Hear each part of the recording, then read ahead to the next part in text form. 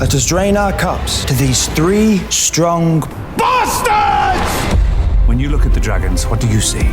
When dragons flew to war, everything burned. I do not wish to rule over a kingdom of ash and bone. Aegon Targaryen sits the Iron Throne. The crown cannot stand strong if the House of the Dragon remains divided. Men would sooner put the realm to the torch than see a woman ascend the Iron Throne.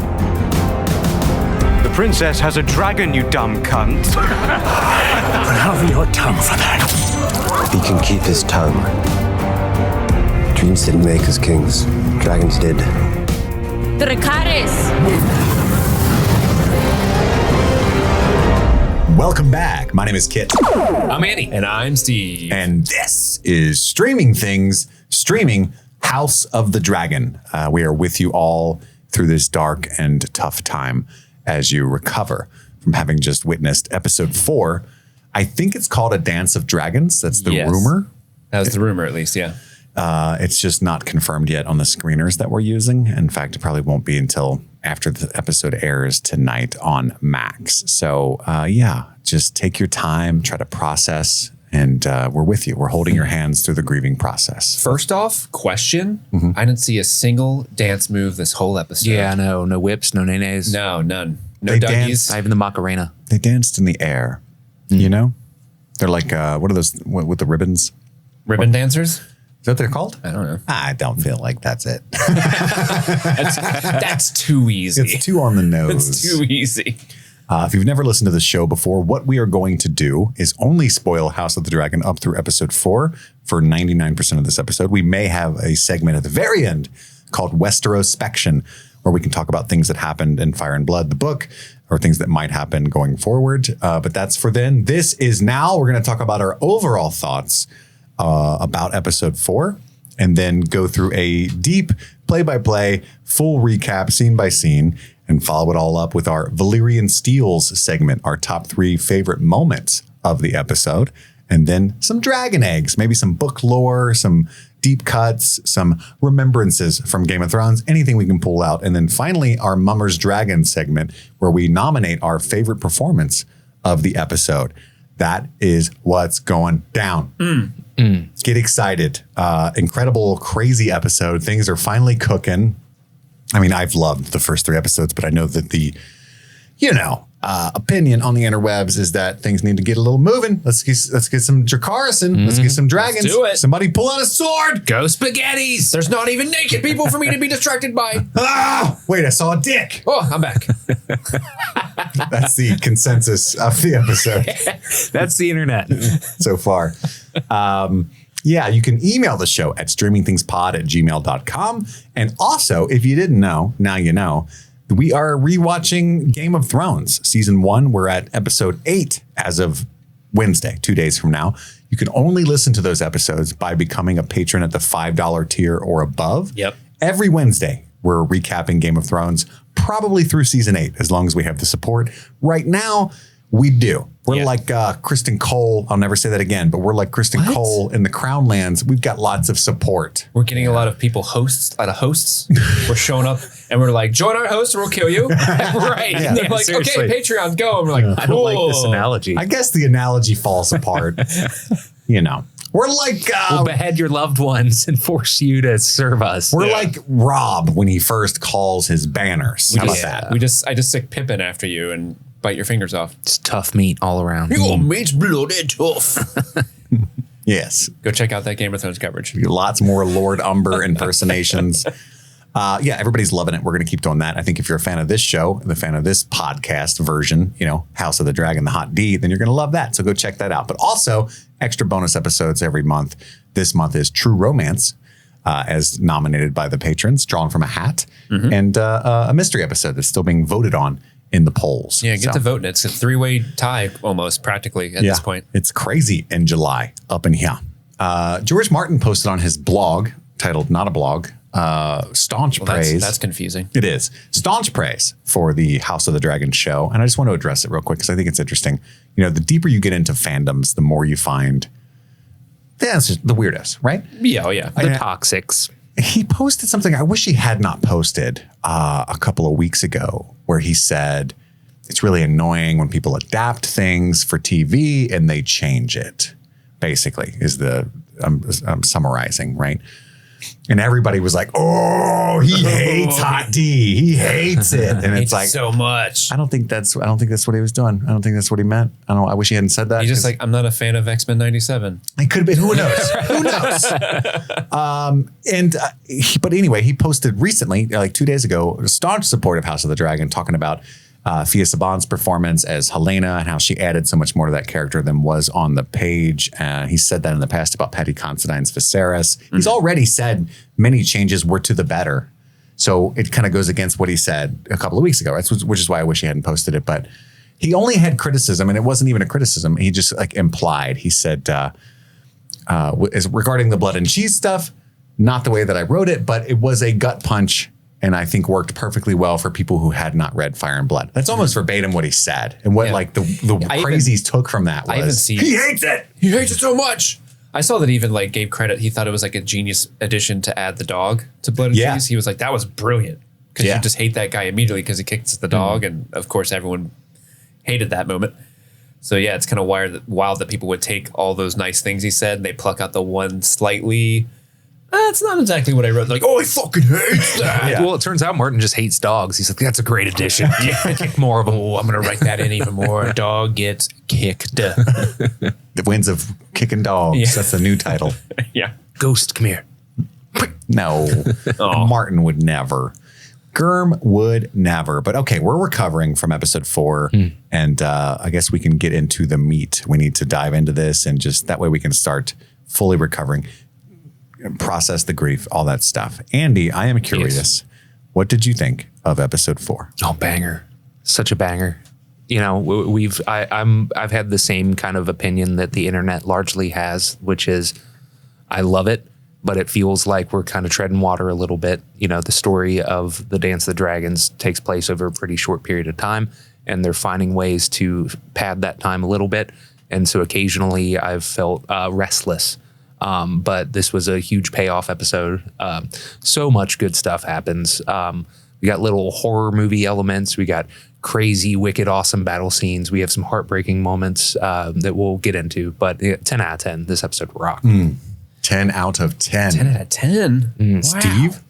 Yeah, I thought this was a really amazing episode. I think the old adage of leave your audience wanting more definitely plays into this episode. Like by the end of the episode, when the episode ended, I was like, oh, what? It was barely, it was an hour, but it felt like not an hour, right? Like I feel like I was like, yeah, let's see these dragons fight. Oh my gosh. And it was over and I just wanted more. And I think that's a positive and not a negative. And kind of to go back to, we kind of made a joke about of Germ, like, oh yeah, kicking puppies. Let's do that. Like way to add some drama to your scene. And these dragons, I think they do such a great job of connecting the dragons to their riders, but then also making them living, breathing characters in the world. So when you see them flying, like, oh, don't fight each other. And then they are fighting each other. You're just horrified, because of the destruction that they wreak on the entire world, unintentionally. Like Vagar's just, I gotta get up. And he's like stomping on people, right?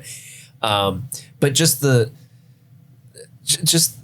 devastation of just seeing these beautiful creatures just like fight each other, and it's sad. It's very sad and tragic, and that's why I love this show's kind of taking this like big jaunty, we're gonna have a civil war with dragons from the history books of Fire and Blood, blah blah blah blah blah.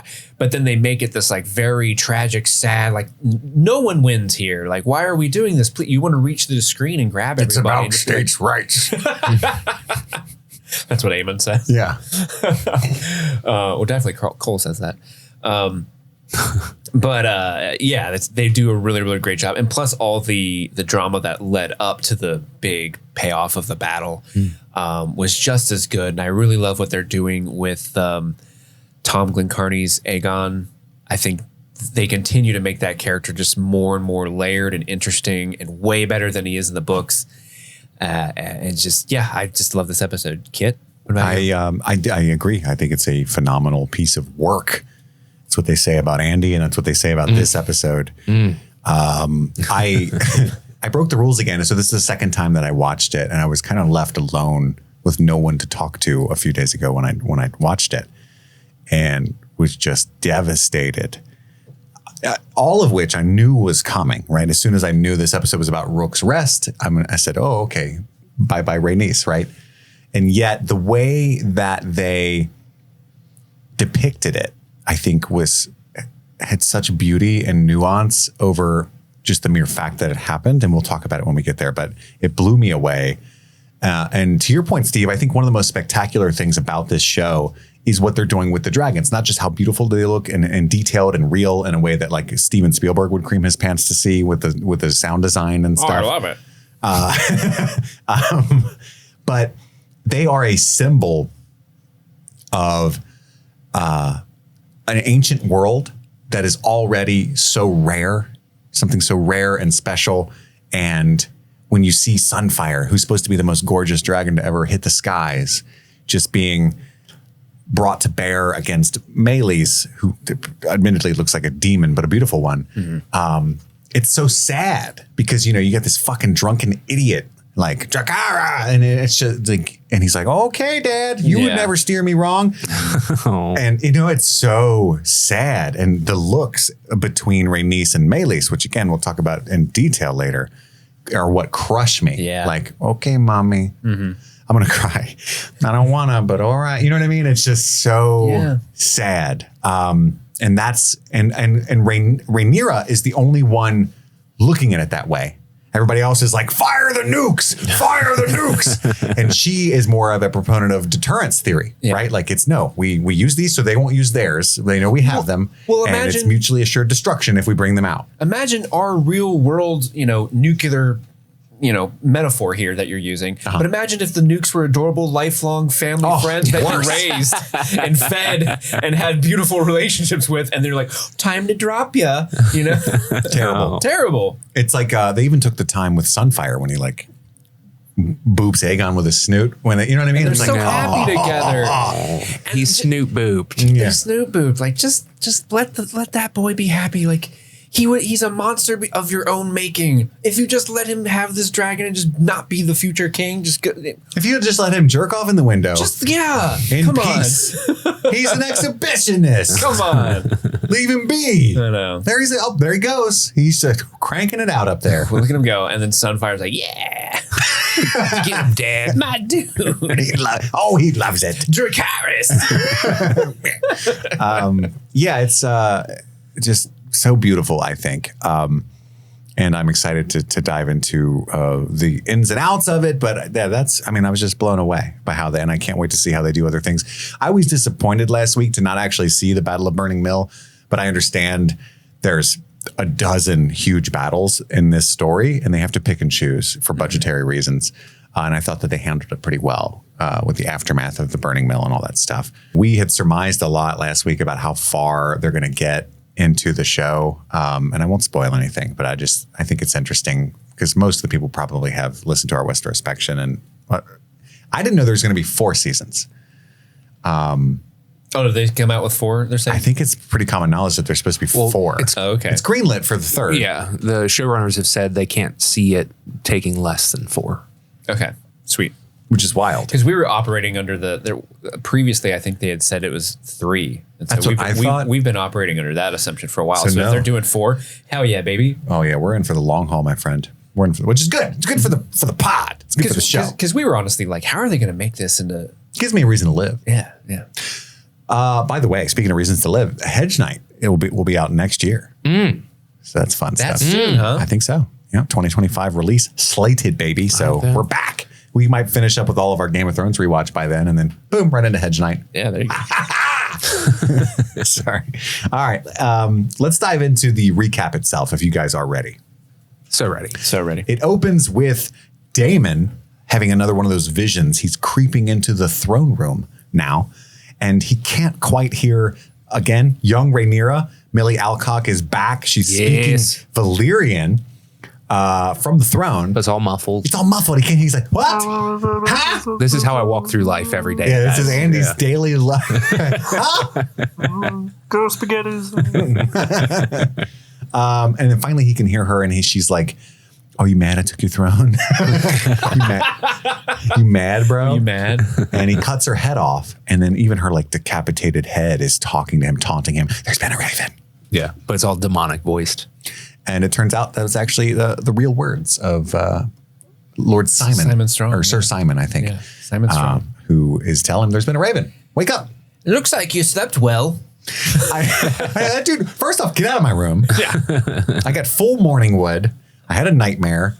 I'm thirsty. That's what happens when I have nightmares. Full morning wood. I mean, that's just a physical thing. It has nothing to do with shit arousal. and shower. Yeah, and you're just in here opening my curtains and shit. Get out of here. It'd have been better if like he woke up and Simon Strong's like in the bed next to him. Like, I saw you tossing and turning. You okay? But fully clothed, just like, hello, my lord. They walked. I'm sorry, your grace. They walked in because there's that servant that's like opening the curtains, but they walked in at first, and Simon's like, "Oh, wait, look, he's dreaming," and like he's like kicking, foot's kicking. Look at him, he's dreaming. Oh, he's swinging a sword. Why is his hand bloody? Why was his hand bloody? It went away though. Oh, really? Yeah, I think it's a part of the vision. Ew. There's blood on my hands. It's his guilt, my guys. We cut back to the council of Rhaenyra, so the Black Council, and they're reporting that Rosby and Stokeworth have fallen. Criston Cole's host has tripled in size. Or actually, I think that's Simon reporting that to Daemon. And Oscar Tully, we meet him. Yeah, he's more hair and healthy than I expected. Yeah, what was the goat? Like when they're walking to go meet Oscar, they walk by like a goat, and Daemon made to look at it like as if it was important. But I was like, "What is?" I think black goat's supposed to be symbolism for occult, Satan, devil, Satan, kind of like what's his name? Black Tom? Philip. Black Phillip, Black Yeah, Tom. Black Tom. You just got naming random people. Black Carl, The guy from the Pixies. Francis Black Francis. Yeah, we meet Oscar Tully, grandson of Grover. And I think we've lost. This is supposed to be Kermit, is it not? I mean, We talked about this last week. I'm pretty sure that they got rid of Elmo and Kermit because the show's like, that's fucking ridiculous. no. And they coalesced all the characters into hate it. I'm pretty sure. I hate it. I need to see Kermit. I think there's definitely a person older than Oscar in the books, and it is Kermit. Well, they couldn't get Elmo because Elmo would have been terrible. Elmo doesn't want to go to war. Elmo said her daddy is paramount of Riverlands. Elmo don't like war. Exactly. I'm pretty sure they're on my side, and they just went with, okay, Oscar we can work with. That's a name. Yeah. Grover sounds fantastical. Oh my God, please. If they had like Kermit was behind the table so that the puppeteer can like be under the table. Hello, Mr. Demon Targaryen. We're here to pledge our swords to you and your cause and the one true Queen Rhaenyra.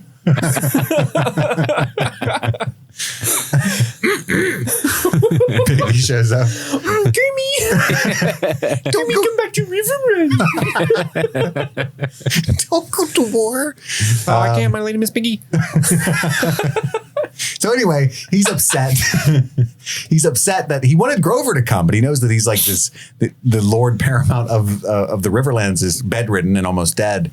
And he needs him to call the banner so he can have an army. He doesn't have shit going on right now. Mm-hmm. And he tells Oscar Tully, like, oh, is he still alive? How about you kill him? Smother him with a pillow and speed this along. Speed along your inheritance. But I love him. Okay. And I love that Simon's in the back like, this guy's fucking hilarious. You know what I mean? There's like this little bemused smile on his face. And he says, I would never have thought to kill him.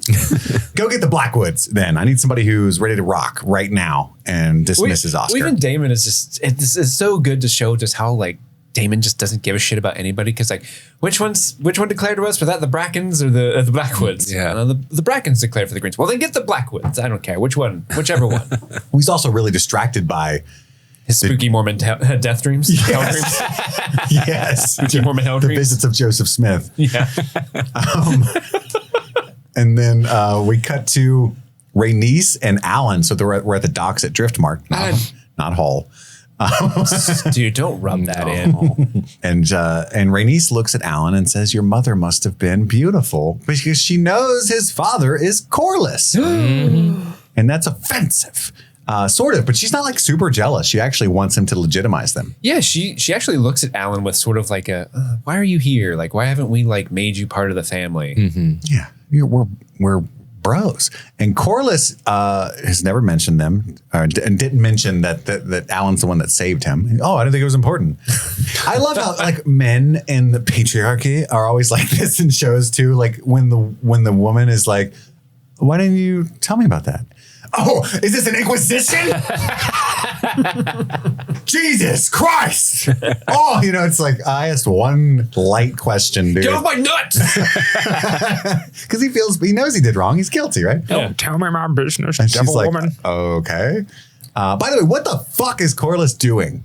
That's I the don't one know. part of He this just show. wanders He's around just the boats. caning around the boats all the time. He's just a boat guy. He's making sure his boat gets rebuilt. He has a lot of soldiers. He's just like tugging on the ropes. Like, seems pretty sturdy. He's like a super dad. He's Yes. just in the garage. You know what I mean? Like whenever you have contractors over, he's always the guy that's like, you're putting up the drywall. Yeah. Oh, yeah, I tried that. That would have been my go-to as well. What you got a quarter inch or a half inch? Quarter inch, cool. Yeah. No, I would go with a quarter just because I think it's better. But yeah, you do your. If I wouldn't You're hurt, the professional. I would have done it myself. But I got wounded in battle. Yeah, because I'm a man. He was wearing New Balance, walking around the docks. Yep. Anybody thirsty? We're grilling out later. Get away from me, woman. Yeah, so that's how he treats her. But Rhaenyra defends Rhaenyra. And I love that twice in this episode and always, right? But even Corlys is kind of like, where's she at? And she's like, I don't know, probably saving the world. I don't know. Probably serving hella sea. See what I'm saying? Yes, she is. I was scared. I'm glad that you pulled out at the last second. It's the last time I ever do that. Andy looked disappointed. We cut to Alicent is playing with her late ex-husband's old toys, and she breaks them. That's the one that she had repaired for him when they first got together. Remember how like he dropped it and she had it repaired You're for a him? genius. Wow. You should have saved that for the eggs, my She dude. broke it. Oh, She re-broke it. I'm gonna write it in my dragon eggs and act like we never talked about this. Okay, Me too. After he brings it up, I'm gonna pretend. What's he didn't. great about this is tomorrow when I make this huge TikTok and I get to act like I noticed that. I'm here for you, buddy. Oh, it's so fire. I do it every week. Dude, later in this episode when you do Every idea is your idea. All the comments are like, this dude misses nothing. Just all in a day's work. And then the one person who actually listens to the podcast, hashtag Steve was right. There was the occasional like, LOL, love the podcast. Like they're winking at me. Like, hey, we appreciate Steve too. Fuck No, Andy. this is all three minds coalescing Yeah. into my TikTok, Yeah. which I think is awesome. It's a funny trick you do. You move your mouth. Steve's voice comes out. Exactly. Together, we can't be stopped. But anyway, she breaks the dragon, which is also foreshadowing, right? Of what's about to happen to the dragons. Oh. They're getting broke. Collector's item. And Grand Maester Orwyle gets moon tea for some quote unquote friend of Alicent's, right? I hope your friend stops being a hoe bag. Oh, she will, my lord. Are you sure your friend didn't need the 12 pack? Just in case? Your friend wants to party? Maybe your friend should consider butt stuff a little more often. My friend finds that uncomfortable. It's a devastating scene because you can tell that everybody knows, right? But they're all being polite, and even Alicent is just really not happy at all with the state of her life. And she asks Orwyle, she's still got her meeting with Rhaenyra on her mind, and she says, "Hey, you know Viserys pretty well." I suppose I did. We hung out, had a few beers every night. We played Legos sometimes. Oh, we loved his Legos. We'd never read the instructions. It was so frustrating. And what did you think about his thoughts on Aegon being king? No. Couldn't say. We never talked about it. Matter never came up. Actually, we weren't all that close. One of his closest confidants and like masters, administrators of state. Oh, we didn't talk about succession ever. Yeah, fucking right. Viserys? Oh, I thought you said Clitoris. I know him very well. I never heard of this Viserys guy. Clitoris is a myth. I can't find him. Don't go looking for him. You won't be able to find him. But yeah, it's kind of weird that she's like, hey, what do you think about the succession? Forget that the last council member that called this into question got brained on the table. Seriously. Damn. Also, I pay awesome. Well, she is not satisfied with his answer, but she also, his non-answer is an answer, I think, to her. Yeah. And she's haunted by this. And we cut back to Bela reporting to the Black Council all that's been going on with Rosby and Stokeworth. And Cole travels by night and under cover of tree. Yeah, we don't know where he is. Oh, really? You don't know where he is? Well, how about you fly up on your dragon, Sir Alfred? Dude, Sir Alfred's is a little bitch. He reminds me of like Ralph Ennison if he sucked. He's Wish.com Ralph Ennison. Yeah. But Corlys shows up while Alfred's being a bitch. And he's like, oh, sorry. Well, I'm done. Like, what's going on with you guys? We're supposed to be holding shit down. Yeah, what the hell? Sir Alfred? That's why your name sucks. Rhaenys is trying to like keep things under like she's trying to steer the council in the right direction, and they're just like not listening to her because this council is rudderless. I'm trying to rudder it. Yeah. And this kind of all, I like how it's all boat metaphors too. Like Corlys is, he's in the shadows, like nice. It's a boat reference. Yeah. I'm coming from starboard. I don't know. Poop deck. You're not going to yes and my stern. My boat joke. I couldn't think of any other boat things. Port. Oh, okay. Pour me a nice port. Fore and aft. Or something. This kind of puts to rest. I know there was a lot of people who were saying that Rhaenys was hand of the queen. It's not like you're the hand, is what they said. They listened to this episode. Yeah, it's almost, ADR'd that in. Yeah, it's almost like they saw the internet getting a Photoshopped photo wrong. Apparently, that's all it was. It was a literal photo of the hand of the king pen on Rhaenys that somebody photoshopped, and it went viral. And people were like, "Oh, I missed that." Yeah, it was a pretty good looking. Like it was a good job, Photoshop job. Steve says, "Nay." As soon as I saw the photo, I'm like, "That's not real." And then I looked up. Yeah, it's not real.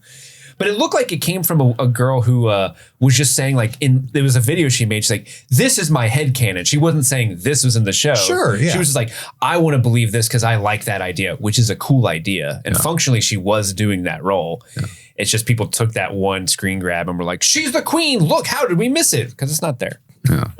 It's not there. And I just love how it does seem like they threw that in like everyone's going to believe. Just know your lore. Don't ever question me again. That's all I'm saying. I'm never wrong. Wolf. And then we cut to the dead people all on the ground littering House Darklyn, who has just fallen. And the Lord Darklyn is brought to the headsman's area, right, to be executed in front of all his men. Let's take off his head like way on the cliff because it's gross. Ew, traitor's head. A traitor's head. Maybe the water will wash it away. And he gives Cole the old Hawk Tua, spits on him. Spit on that thing. He's got this new nickname called Kingmaker, and he makes fun of Kingmaker. What a stupid nickname. It's not even tough. And you're not fit for that white cloak, sir. He beheads him. And I love this shot because they kind of pan right with him, and all of the Darklyn men kneel as he walks by. It's a really good shot. Yeah, because he's saying like, if you guys kneel, we'll forgive you guys fought with this dude. Unless you don't want to end up like this. Yeah. And if you kneel, you'll join our host and join our army. And we see them later in the in the episode, the Darklands are there. Mm-hmm. Imagine if they didn't. None of them knelt, and he had to behead 8,000 people. He's there all day, like, yeah, it's that same shot. He starts walking away, but no one's kneeling. He's like, what the? He starts backing up. All right, bring him up. Was that not scary? You guys ever chop wood? Like, that would suck. After like 14 dudes, you'd be like, ugh. And he's in like full armor, and he doesn't have a lot of dexterity, so he's got to kind of do that awkward, like, and he's been camping for weeks. You know what I mean? He's not getting good sleep. You know he's ripe, too. Yeah. Dude. You'd have to tag somebody Ain't no TP in. out there. Like, all right, your turn. Like, you take like 16 heads off, and then and the whole time it's playing heads will roll. Like, just the whole time. Off with the heads. It's a montage. I'd like to see it. Gawain singing that. He would. That's his job. You know, he ain't cutting off heads, but he'll sing about it. He's just in the background. Heads will roll. I don't know. But then Gawain's like, what do you mean we're going along the coastline? I know you're poor and dumb. Harrenhal's that way. And Cole's like, yeah, we're not going to Harrenhal. Me and Aemond got a plan. We're not telling nobody. Not even the king, because we're so smart.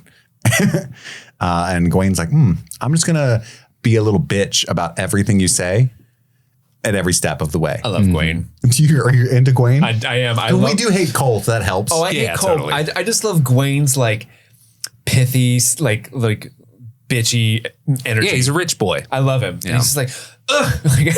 I just like him. I believe the Hightowers are the wealthiest house in Westeros at this time. They're even richer than the Lannisters, I think.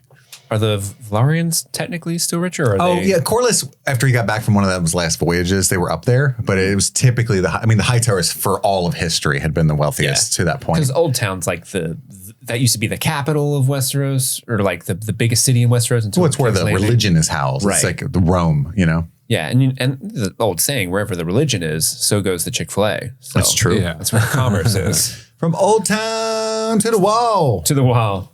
To auto dripstick. What? That was the song. We cut to Aegon at the small council yelling at Larys because he's heard of the fall of Harrenhal. And he's like, tell me stuff. Because Aemond speaks up and he's got this whole like, oh, it's no big deal.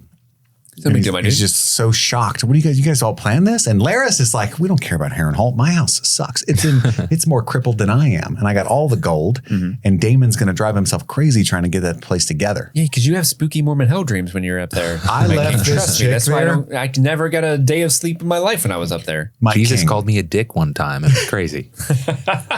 I left this chick there. Wait till you tell me.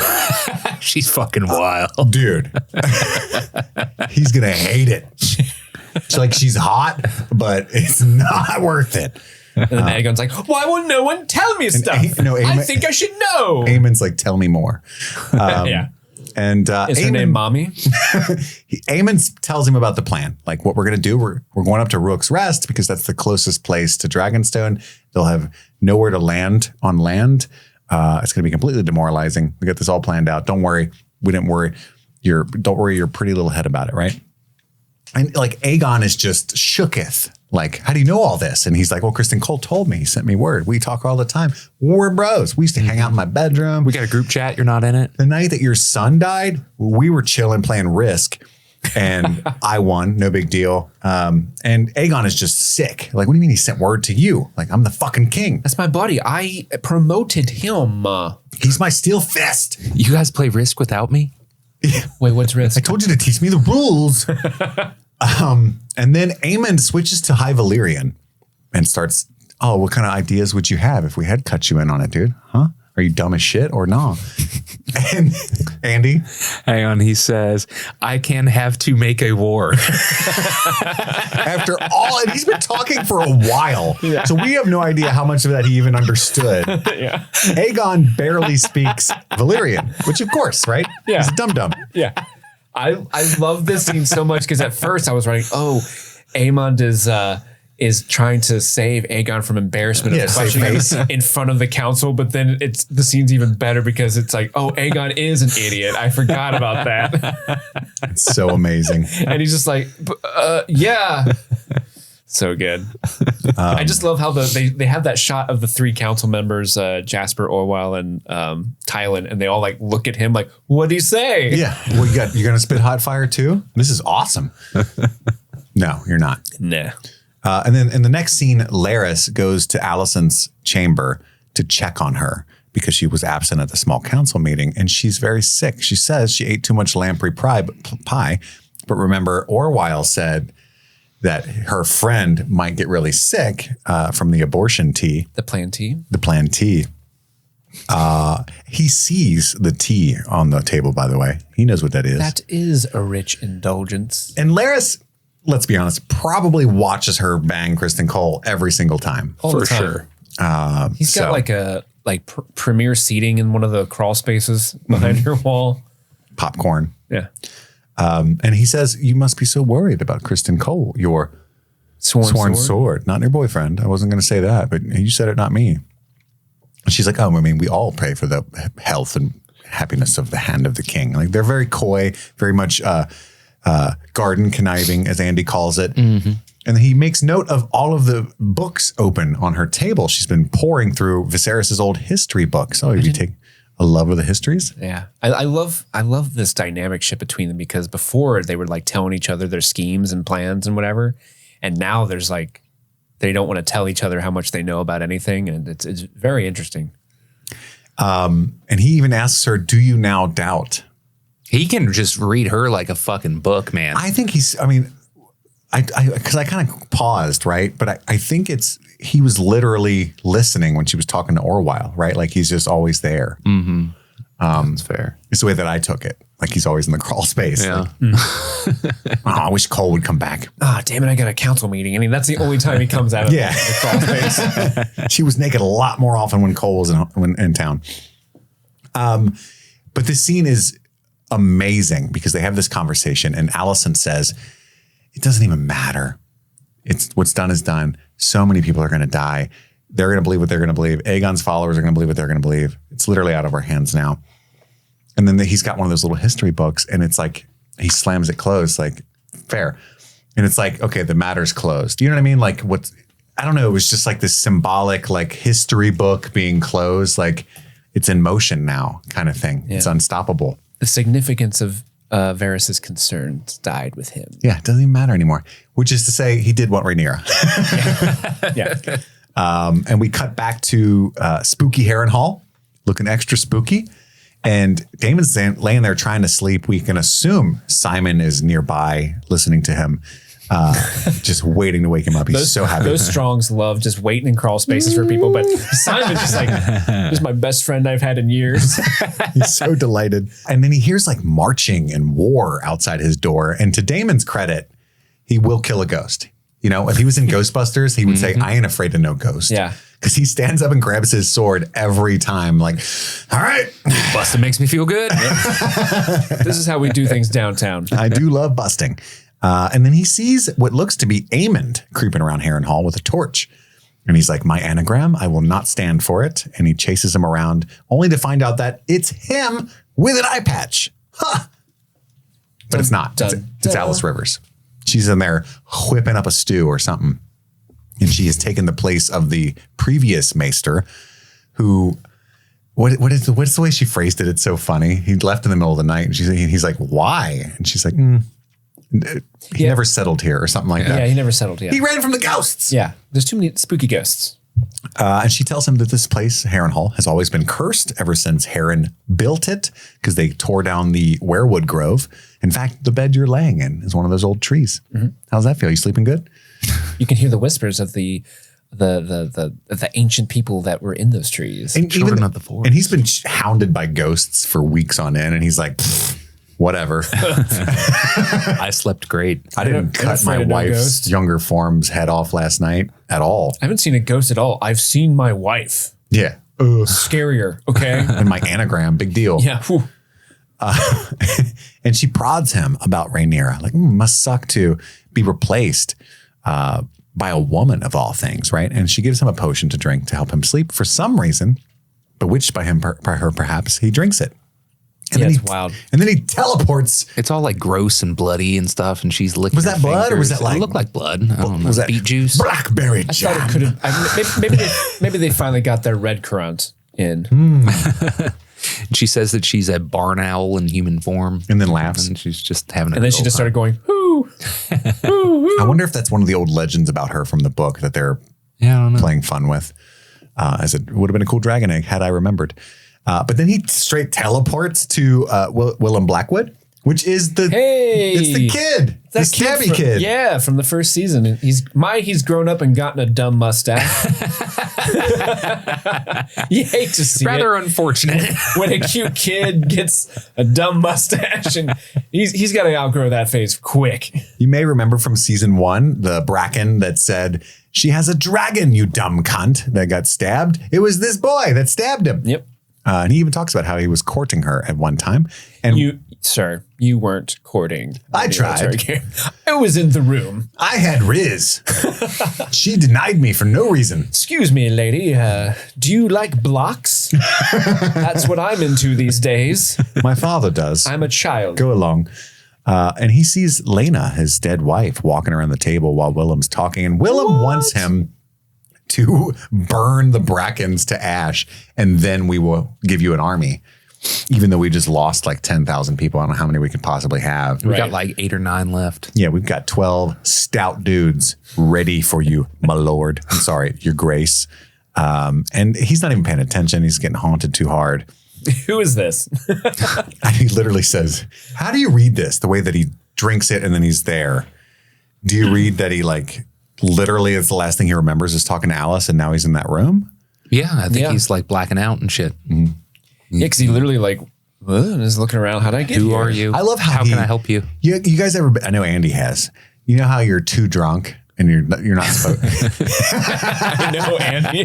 Been there. and you're not supposed to even be drunk where you're at and you got to play it, but you have no idea what's going on. Oh yeah. Like one time I was in an English class in college and this dude next to me was like, here, eat this muffin. And I knew it was a weed muffin. And I was like, thanks. And he went, hey. And I was like, what, dude? We're going to get in trouble. Did you see that whole thing? And I was like, yeah, it was delicious. It's a muffin. And he's like, that's not what you're supposed to do. I was like, you didn't say that. And I was already on like a bunch of other shit. So anyway, I felt Damon's pain in this moment for my other 3 classes that day. You know what I mean? He's just handling it like a champ though. He's like, oh, where am I? It doesn't matter. I'll just pretend I do know. You're not in this class. What are you doing? Doesn't matter. I'm here now. He plays it off really well. There was one time at work where we went to like a work lunch and had like margaritas, but the margaritas were giant. And we went back to work. And at the time, my desk was like in the common area of the office and I was the only one there. So if anybody walked in, I was the only person who was like, hello. But I was like, but those margaritas fucked me up. And I remember just staring at my screen like, keep it together. Keep it together, man. Nobody knows. Nobody knows. And then I finally went upstairs to my other coworker at the time and I'm like, hey. And she's like, she didn't turn around and look at me, but she's like at her computer, she's like, yeah. And I'm like, I think I'm real fucked up. And then I'll never forget, she turned around, she's like, me too. The two of us just like laid on the ground in her office for like an hour. Like, what do we do? You're both just staring at Minesweeper. Pretty much, yeah. Pretending to be productive. Oh. Yeah, we've all been there.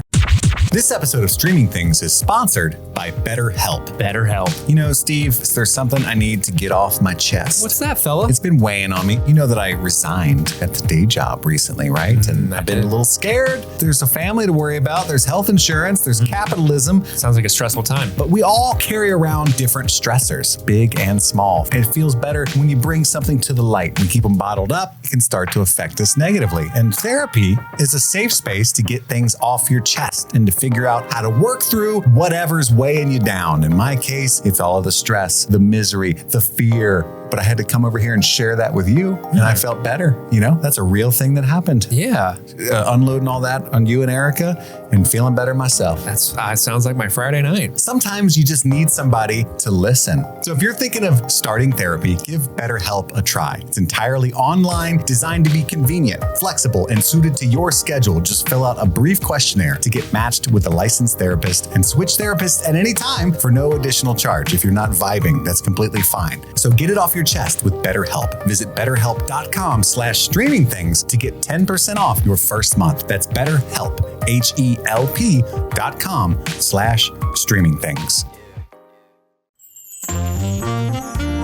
It's the month of June, and it's a very special month because our Patreon tiers just got a huge upgrade at patreon.com/streamingthings. And I want to thank the very special patrons who signed up to be super patrons of Streaming Things, keeping the lights on for us day in and day out. So thank you so much to Album Stinkpot, Digimon Digital Monsters with a much longer name, but I'm only saying those 3 words, Dylan Dunkleys, Stanton Valentino, Maddlestat, Susie Callahan, Anthony Corona, Parmesan, Sunshine, Ashley Hazen, Just Liz Calabria, Mike from New Hampshire, Brett X, Emily Scarano, Lil Tickler, Svento7, Jay Scramo, Bloff Pum, AK Ashley Ray, Adam Busby, Wendy O'Laughlin, Big Butthorn, Conrad, Jer Lektanovich, Kaylee Sampson, Rabbit Dog in a Barbie Car, Elpander, Charlie Friday, Alexis Adler, Peaches, Emmy, Haley B, Joe Velez, John Collins, Trisha Bueller, Sun-Loving Mortal, Suzanne Rode, Jen Robinson, Kalisha Reeves, Paula Garcia, Kevin Strother,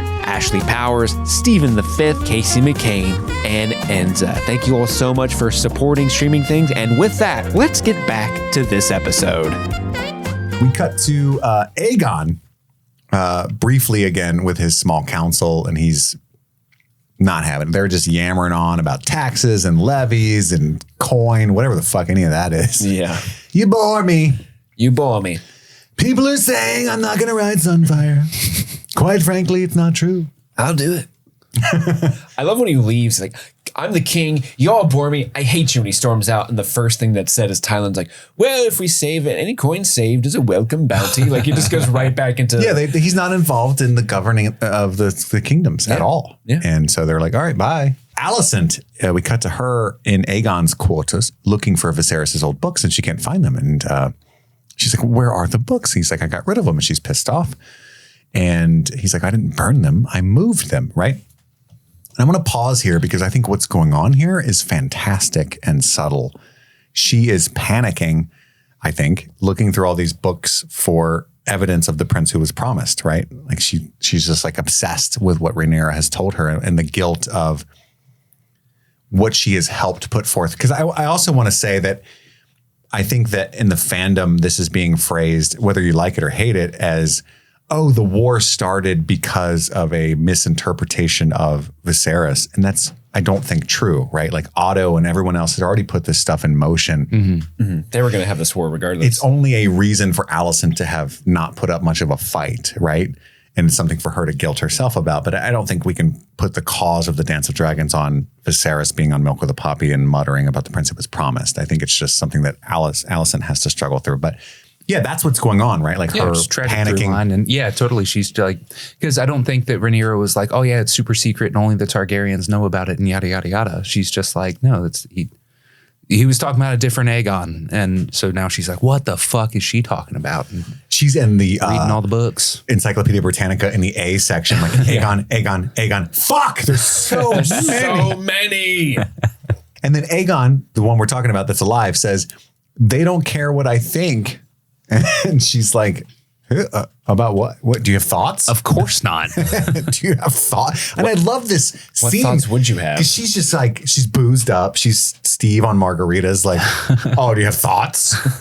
Super good ones. I am catty when I've been drinking too much. He is. Think wearing a crown abuses his wisdom.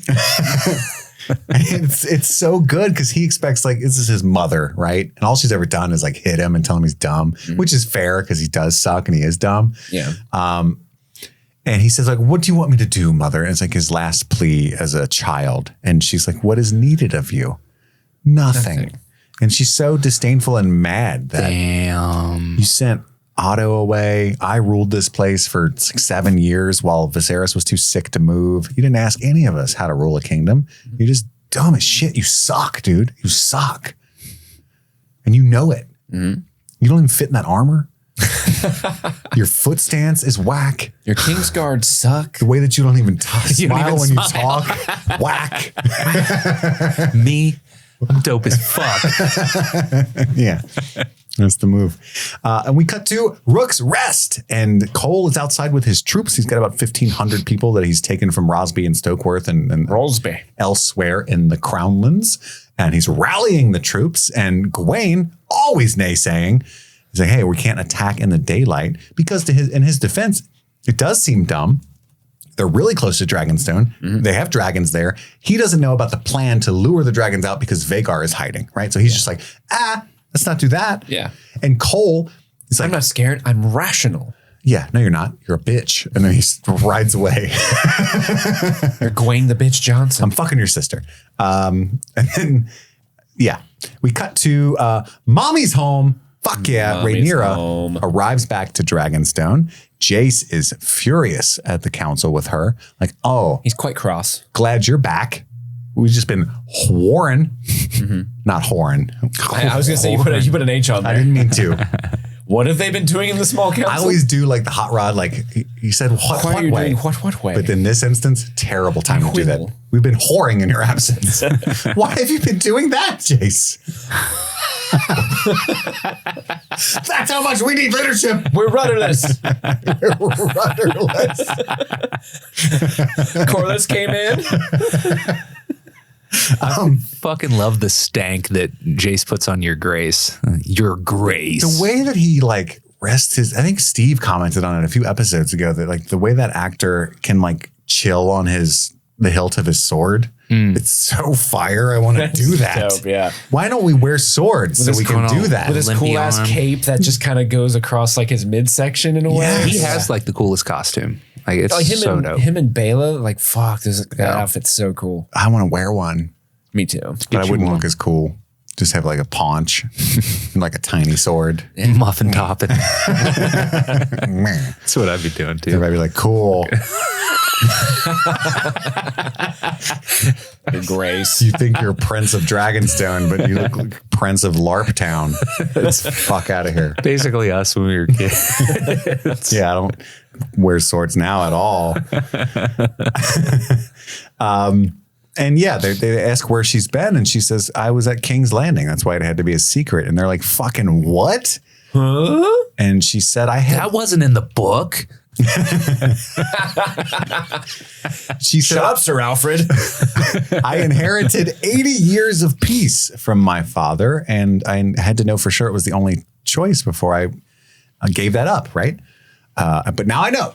Yep. And I have to win my crown or I will die. And Jace is like, finally, what do you want to do? Let's do it. Let's do it, Mom. Did you know I have a fucking dragon, bro? Bro, it's awesome. And a sword I keep leaning on because I want to draw it. I lean on it because I'm trying to give you subtle hints that I want to draw it.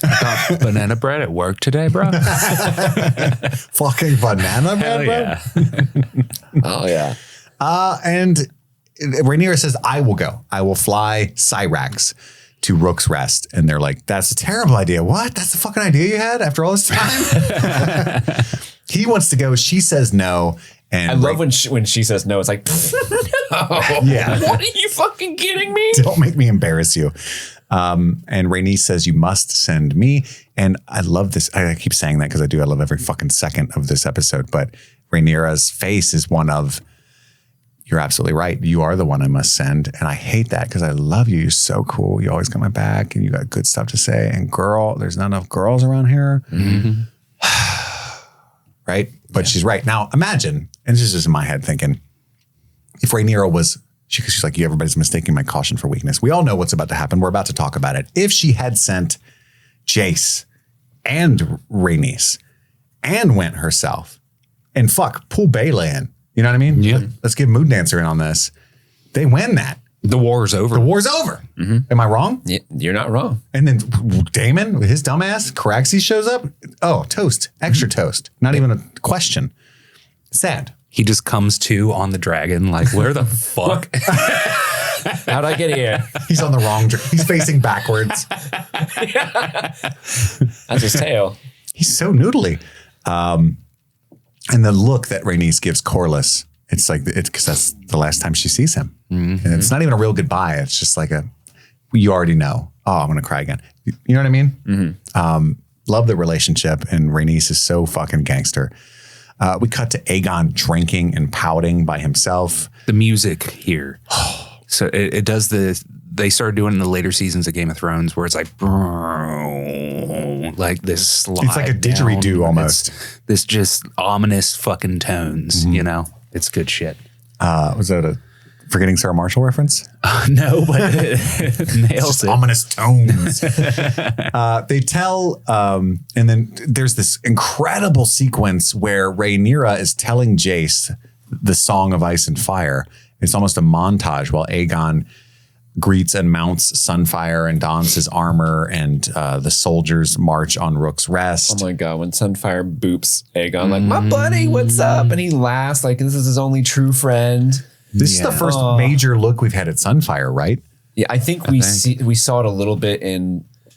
We saw a little bit of Sunfire in the first season when they all go for Laena's funeral because Driftmark has like all the dragons. Yeah, I think it's in a panning shot. But this is like the first like, really good look at him. Because in the book, Sunfire is famously the most beautiful looking of the dragons. Yeah. Like this golden wonder. And I think they did a great job because he does look fucking cool. Looks so pretty. And he seems like a good boy. Such a good boy. And we cut to Cole marching on Rook's Rest. Everybody's all happy. They're getting hit by arrows and shit.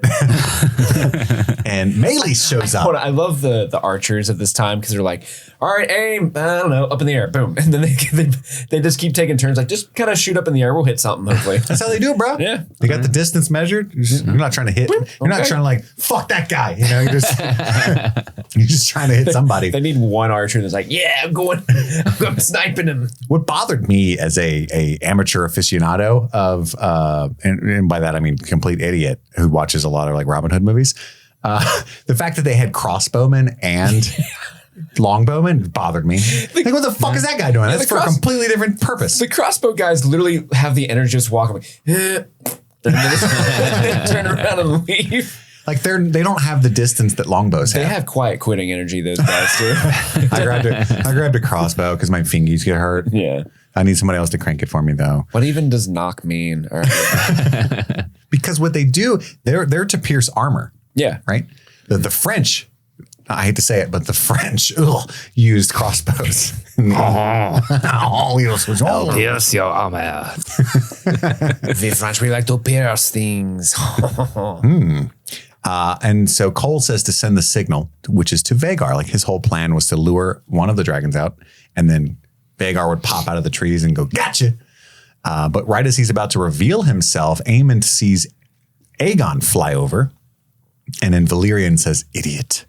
And Steve, I think you realized the interpretation the show was about to pull on the what happens to Aegon in this moment.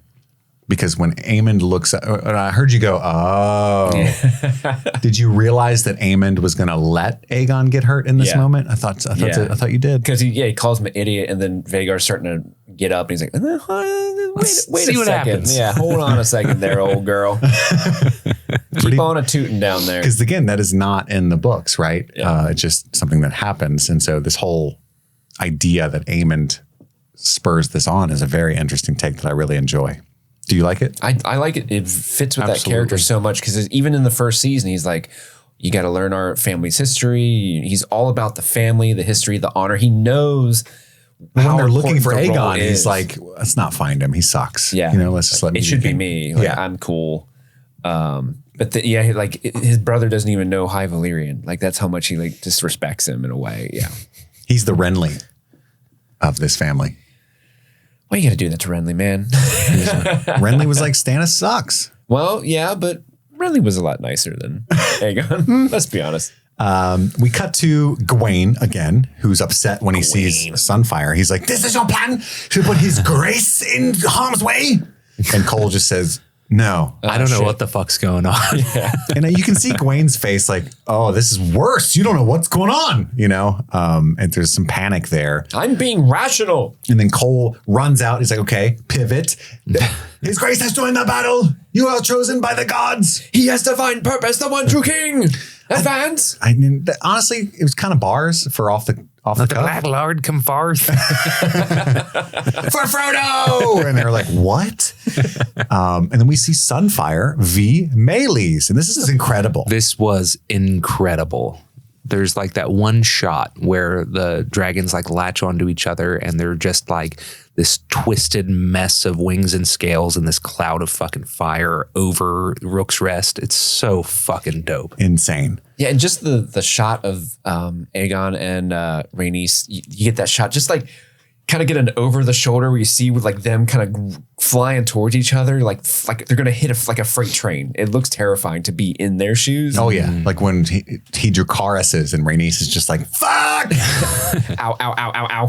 Because the fire. There was one thing like lore wise I kind of frowned at. There's a bit where when Vhagar, Dracarys is both of them here, and we'll talk about it in a second, but Sunfire's wings catch fire and it seems to hurt him. And that's not what would happen. They're immune to fire, famously. So, well, maybe that was just, I mean, Vhagar has ropes and shit on him. Maybe that was, there's ropes and shit on Sunfire. I don't know. Probably not.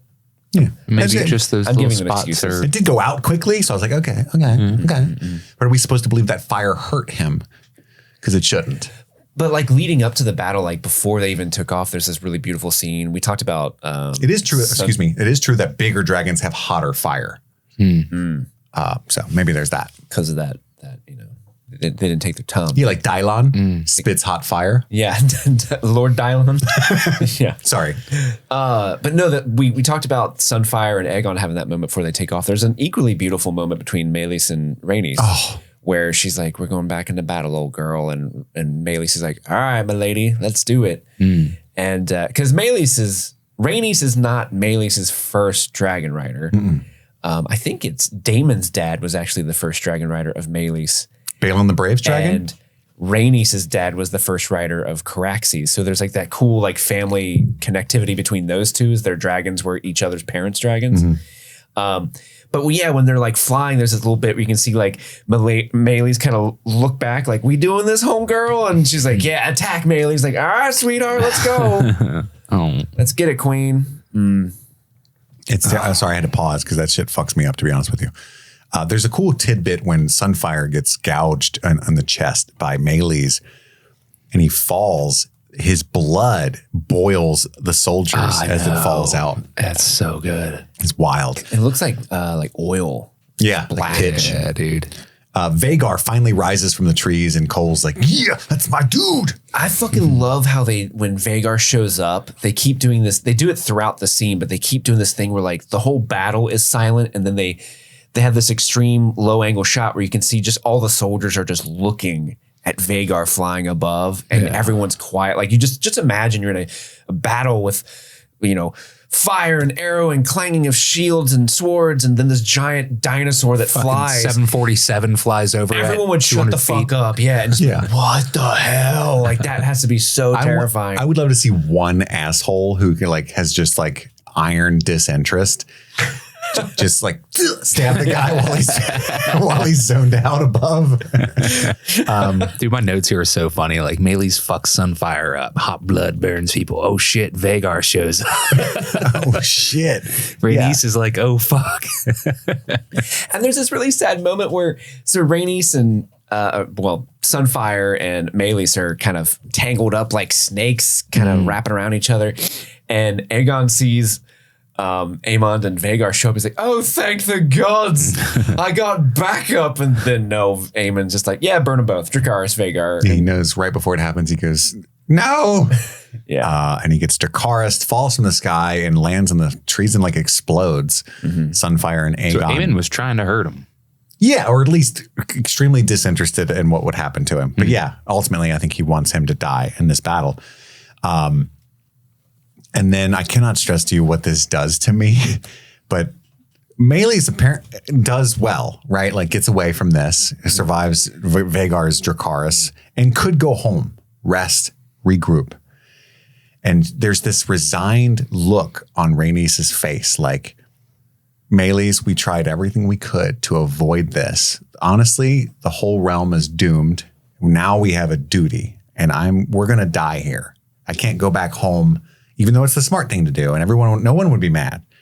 I can't say, oh, Vhagar came and we lost that battle too.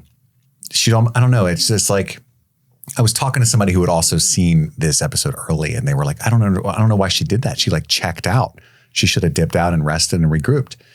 And this is like a staunch fan of the books who knows that that's not possible. But it's like, she's like, why are they shooting it this way? And I was like, no, that's not how I read it at all. I read it like she knows she's going to die, and it's the saddest thing in the world, especially what she has to do to Meleys. But this is the path now. It's just like a sense of duty. You know what I mean? Mm-hmm. So when she says attack Meleys, it's like with this profound resignation that gives me chills. And then they survive that entanglement too. Vhagar falls. Mm-hmm. And now Vhagar is wounded. I can definitely fly back the Dragonstone. And she just turns left and goes back. You know what I mean? Just like, all right. And there's like 2% chance I win, but I got to do this. Yeah. And it's so sad, that look that she has at Meleys. And, you know? Yeah. Meleys looking back at her. Like, Mommy? What we doing, Mom? What we doing, girl? I'm hungry. I did good. I want dino nuggies. Yeah.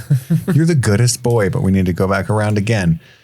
And then we get Meleys would have beaten Sunfire. Like that would have been like a 1-to-1 fight. Meleys had that one. Yeah. And then Meleys had a pretty good showing against Vhagar.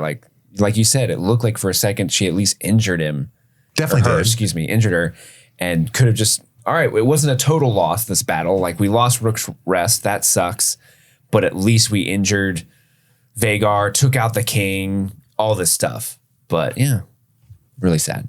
And then she flies back through over Rook's Rest, and Vhagar jumps out of nowhere and bites Meleys around the neck and just chomps until the light in Meleys' eyes go out. You can see the moment she dies.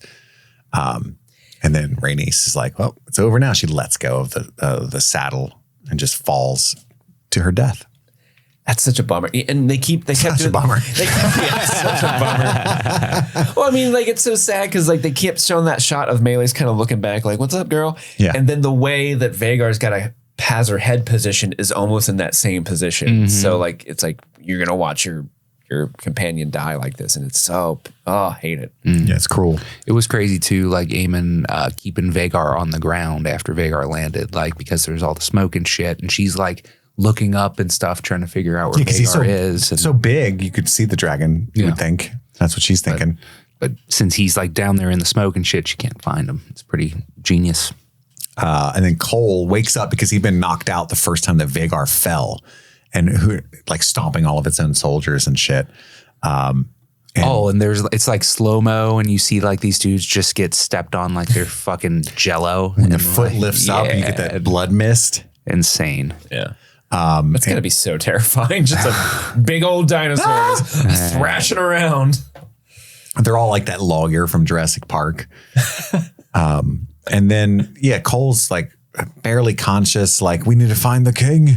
And he taps this like herald on the shoulder or standard bearer or something. And it's just a suit of armor filled with ash. It's so fucking gnarly.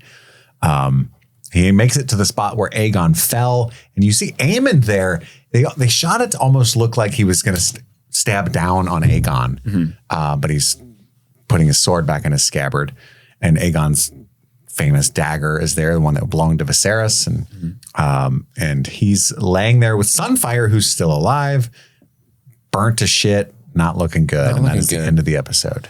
Sunfire's like whimpering and stuff. Oh, it's terrible. So sad. No longer the prettiest dragon. It's such a good use of, connecting you to these like familial, majestic, beautiful creatures that are just so rare, and it's so sad to see the light of the world go out like that. Like this amazing creature, and just hearing beautiful the goodest boy Sunfire just someone protect him. Yeah, it's making awful noises. And that is the end of episode 4. Just a diabolical, devastating episode. Now it's time for our Valyrian Steels, our top 3 favorite moments of this episode. Andy, yes, what is your number 3? Let's see. My number 3 is Damon's little horror movie at the beginning, and cutting off Millie Alcock's head and her like Evil Dead demon voice saying like, "There's been a raven." Yeah, it was just, I love what they're doing with Harrenhal so much, and the more they do it, the more I'm gonna love it.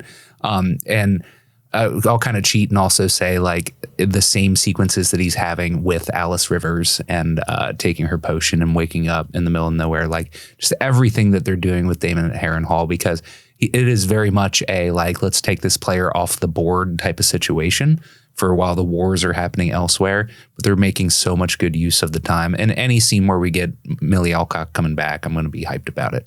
It's an awesome scene. Agreed. Steve, your number 3. My number 3 is Alicent telling Aegon he's useless. I just love how resigned she is, and just she hates him so much, and she's so mad at herself, but also him for not understanding like what they went through to put him on the throne.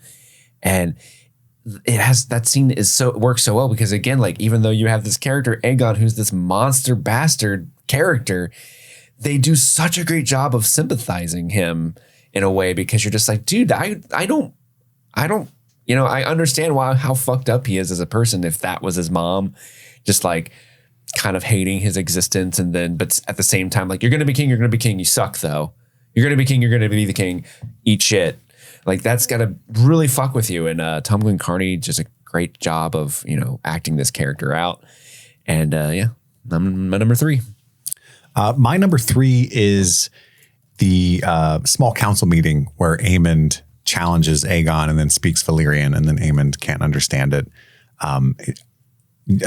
Ewan Mitchell does such a good job throughout. I love his physical acting too. Like later when he's riding Vhagar, just the way that he kind of half stands up and he looks like he's really in a saddle, and like there's some really good physicality to what he brings to the role of Aemond. But just the menace and disdain in this scene, like, yeah, I'm running the kingdom because you're fucking incapable, dude. Just shut up. Unexpected. Everything about that scene, completely unexpected. I loved it. That's my number 3. That's my number 2. The Aemond punking out Aegon in High Valyrian, and the I can have to make a war is just the funniest thing that's ever happened in Westeros. Like, I was dying laughing when that fucking happened.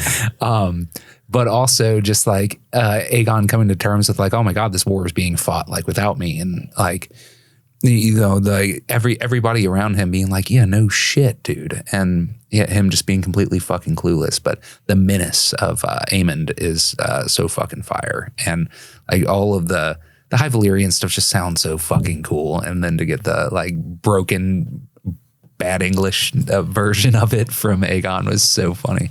He definitely has some freezes on his Duolingo account. That's for sure. Steve, you're number 2. That's my number 2 as well. It's a lot of fun.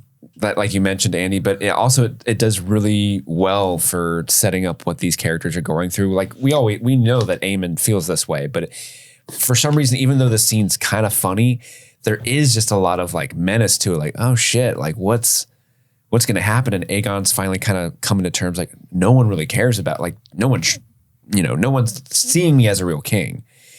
And it really sets up what happens later in the episode really, really well in an unexpected way.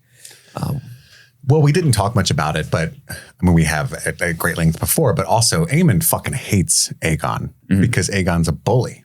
Yeah, like all this hatred and like when he was laying in that whorehouse and everything, yeah. And he was just getting made fun of by his older brother, just like he has his whole life. So that's all of that coming out when he showed up on Vhagar. Dracarys, bitch. Yeah, great pool, guys. My number 2 is actually the kind of montage. It's while Rhaenyra is telling Jace about the Song of Ice and Fire. And we see specifically the bit with Aegon greeting and riding Sunfire. And we see him boop him on the chest. Mm-hmm. And for a moment, the way Tom Glenn-Carney plays him, he looks like a normal, happy young man with his pet. And Sunfire is so cute.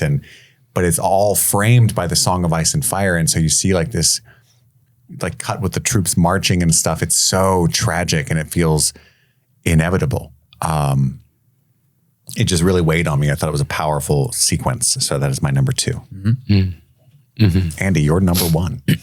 Number 1, I mean, just like the entire last half hour. It's specifically the moments between Rhaenys and Meleys is just absolutely heartbreaking and beautifully done. The battle's insane. The one shot of, I think I said before that it was Sunfire and Meleys that were intertwined, but I think it was actually Vhagar and Meleys that was the two that had latched onto each other.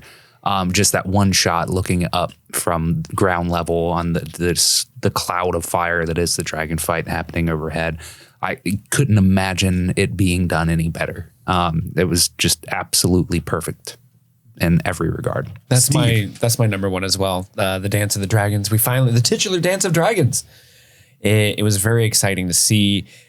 I did say it left me wanting more, but that's a good thing. That's not a bad thing.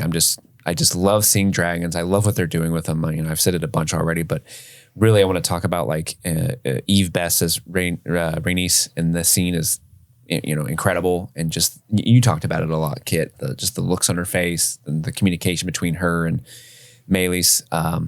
It adds just such a level of tragedy to this that I don't think is seen in a lot of battles. I mean, a lot of battles don't have dragons, but you know what I mean? Yeah, they should. Yeah, they definitely should. That's a lot cooler for sure. But that's my number one. Mine as well. I call it the fall of Rhaenys, but just every little moment that she shares with Meleys was so unexpectedly profound. It's sad enough that this beloved character is going to die, but the way that they did it with putting some agency into Rhaenys, I don't know. I can't explain how I take it, but I'm so flabbergasted, gobsmacked, bamboozled by how they chose to do this with her choosing it. I will die, many will die, and it's kind of partially, it's the fault of my family. And so it's the least I can do to go out ahead of everyone. You know what I mean? This, God, this sucks. Turn around Meleys kind of thing. Just this resigned to the destruction element to it that just made it so sad. Symbolized by when she's actually falling to her death, she lets go. I'm not in control of this. The council's rudderless now. And that is our Valyrian Steels, our favorite moments of the episode. Now it's time for our dragon eggs. Any kind of book lore or tidbits or deep pulls that we can pull out of the text of the show for this segment here. I want to talk about that dragon toy that Alicent was holding. That was actually the one that she had repaired and given to Viserys from season 1 as a young woman. Girl. Holy shit, dude. What a that great was a pull. Good pull, man. Yes. I don't know if you guys noticed that. Oh my God. Kid Laser at it again. So it symbolizes. I don't have anything, I don't think, really. Andy, what do you got? Only thing that I really have is, this is the battle at Rook's Rest. Indeed. George Martin is a huge chess fan. And so Rook is the castle in chess. And it's the one that jumps? So House Staunton are the people that Rook's Rest is their castle, and their coat of arms is a chessboard. It's just checkered black and white, and then I think there's some wings on it or something. But a chessboard. Yeah, like a chessboard. and then Staunton, the name, it's named after a chess player from the 1800s. Howard Staunton was the greatest chess player of his time. He's no Bobby Fischer. Right, yeah. But I just thought that was a fun little hobby of his that he tied into his world. I did not know that. Fun little ways. Way cooler than Grover. Shut your mouth. I have a couple. The Darklands, when we first see Criston Cole taking out the Darklands, that is House Darkland. We actually get to. We were wondering last episode when Rhaenyra went to King's Landing, she had that one Kingsguard with her. That's Steffan Darkland. That is the son of the head of House Darkland who gets beheaded by Criston Cole. So it was kind of a nice touch that they threw in what about my dad? Yeah, so that's his son. Steffan Darkland is I don't know. He's also the commander of the Queen's Guard. So he's what Sir Harold Westerling was last season, or what Criston Cole is for Aegon Targaryen. So or Barristan Selmy in Game of Thrones early. Selmy, yeah. So Steffan Darkland is the head of her guard. So it would make sense why he would go with her to see Alicent. Also, the scene where Rhaenyra is talking to Jace about the Song of Ice and Fire. In the background, you see a giant dragon skull. Now, they're on Dragonstone. We have seen a giant dragon skull of Balerion, the Black Dread. That's on King's Landing. So I don't know if this is confirmed, but I'd like to think that skull is Caraxes, who was the dragon of the original Rhaenys, the favored wife of Aegon the Conqueror. And so it's just kind of cool. If that is indeed supposed to be the skull of Caraxes, again, I don't know if that's confirmed or not. Did you say it had a spear in its eye or something? That's how Caraxes is killed, yes. Yeah, but I thought that it was a statue with a spear in its eye or something. Oh, I didn't see a spear in its eye. Oh. But that would be dope. But it's just kind of cool. Like, I love that framing of Rhaenyra talking to Jace in front of this dragon about the Song of Ice and Fire. And this is a dragon that is directly related to Aegon the Conqueror and his dream. And also it kind of sets up like, here's this dead dragon who's dragon rider who fell from the sky from a spear, Rhaenys, where Rhaenys gets her name from, our Rhaenys gets her name from this character. And they both died on dragons falling off their dragon. So it's a nice little like, it's a multi-layered visual metaphor if that is indeed supposed to be Caraxes' skull. That's my headcanon if it's not. Yeah, that's my headcanon as well. So when you originally told me about this dragon egg, I thought it was a statue because I didn't see it at all. I had to check just now to make sure that they ever got the bones of Caraxes from Dorne, because I know that it took a while. You know what I mean? Yeah. But apparently they did. The Dornish returned Caraxes' skull to King's Landing as a peace offering in 13 AC. So it should be in King's Landing, but that doesn't mean the show didn't do something different. They might bounce it around. Yeah, you hold the skull for a while. Yeah. And maybe it was where Balerion's skull is, and then when Balerion's skull is like, let's move the old dragon skull out here. Put the big one in there, the big boy. Yeah, we put the biggest dragon skull here, whatever that may be. Mm-hmm. Yeah. Well, that brings us to our Mummer's Dragon segment, nominating our favorite performance of the episode. Andy, what are you going to do? I'm going to cheat, and I'm going to say that the winners of this one are the effects artists responsible for the dragons. They did such a good fucking job bringing these dragons to life and making them, like you guys said before, so I don't need to wax lyrical, but making them their own characters in their own right, behaving with personality and intention and with care for their, masters or whatever. It was just impeccably well done to make these dragons look unique and give them personality. And shout out to Eve Best and Tom Glencarney for how they interact with the dragons too, because that does a lot of the heavy lifting as well. But yeah, effects artists all the way. Steve, I didn't know we could cheat like that. Hey, I want to give this award to me because of how cool I am. Yeah, it's a lie. This is tough because I in an ideal world I would cheat and give it to two people. I would give it to Eve Best and Tom Glencarney. I think both of them are like fucking spitting hot fire. That's who I have written down as both of them. Both of them, but I feel like because just the way this is the last episode for, I feel like I have to give it to Eve Best, because she, I don't know, like just her silent acknowledgements and communication to Meleys, which isn't a real thing. Like I'm sure Eve Best was looking at a golf ball on the set, but she's still like giving this like knowing nod, like, hello, old girl, my old friend, here we go. But even before that, when she's talking to Corlys, like, hey, I know who Alan is, dude. Like, what the fuck? And she's just always been one of the best actors on the show in its entirety. Eve Best always crushes it when she shows up. And so I'm going to give it to Eve Best for this episode. I agree. I really want to give it to Tom Glencarney. It's so close. He's done he's done a phenomenal job. He's really just coming to his own this season. It's impressive. He's added so much to this season. Yeah. Especially like levity early on, which was surprising. But I do think I owe this to Eve Best. Phenomenally done. A lot of your best work in this episode, I know you're listening, Eve, was done to nothing. And Andy, I love that you chose the VFX artist, because people are, like many things in life, so quick to criticize poor VFX and yet not at all to praise great VFX, right? Mm-hmm. Mm-hmm. And it's almost like when you do your job correctly, nobody notices, kind of like an editor's,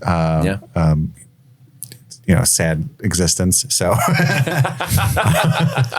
you poor piece of shit, Steve. So I appreciate that, but I've got to give the flowers to Eve Best here. So that brings us to anybody have any Westerospection, anything they want to discuss in a spoiler segment? Spoilers, get out. Go away. Go away. If you haven't read the books, go away. We don't want you here. You're bullshit. You're bullshit. You're So not you guys, welcome. you think Battle of the Gullet is where we're ending?